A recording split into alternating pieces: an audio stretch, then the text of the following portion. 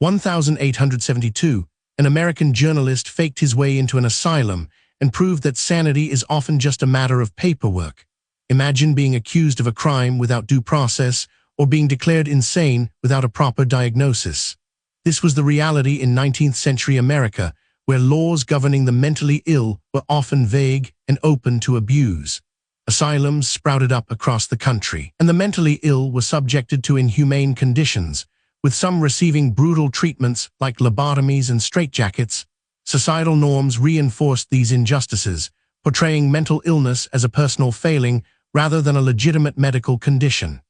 Amidst this backdrop, a young journalist named Julius Chambers saw an opportunity to expose the truth and reform a broken system, setting the stage for his daring undercover investigation. Julius Chambers' undercover investigation took a remarkable turn when he gained admission to the asylum by posing as a dangerous maniac. What's astonishing is that Chambers' disguise consisted of nothing more than a wig, some dirt, and a fabricated backstory. He managed to persuade the asylum staff that he was a deranged individual, and they took him in without any further questions. As Chambers settled into his new surroundings, he quickly discovered the disturbing reality of institutional life.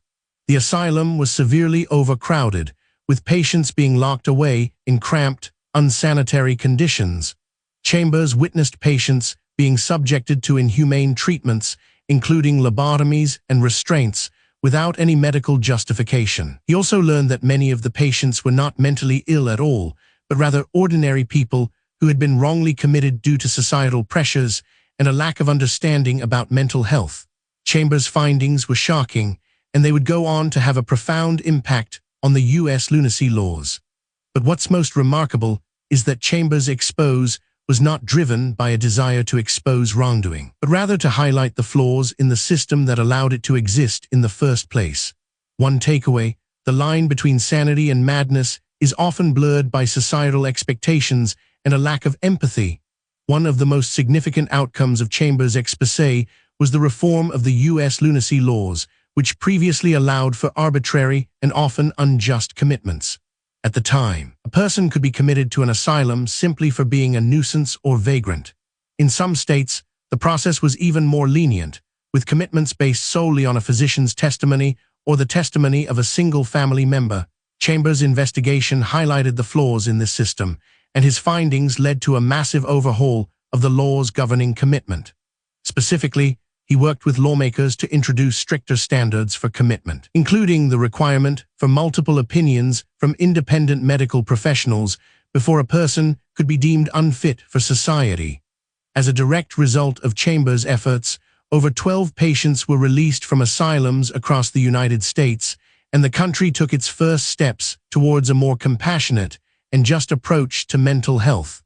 Today, we look beyond the specifics of Julius Chambers' exposé and consider the question that lingers at the heart of our discussions around mental health. What does it mean to be sane? The story of Chambers' undercover investigation highlights just how easily the lines between sanity and insanity can be blurred, and how power dynamics can influence the way we perceive and treat those who are deemed mad. The legacy of Chambers' work serves as a stark reminder that mental health is often a matter of social and economic context, rather than some fixed quality that can be definitively measured. In a world where mental illness is increasingly acknowledged as a pressing public health issue, Chambers' story asks us to consider the role of critical inquiry in challenging unjust systems and pushing for greater accountability in our approach to mental health.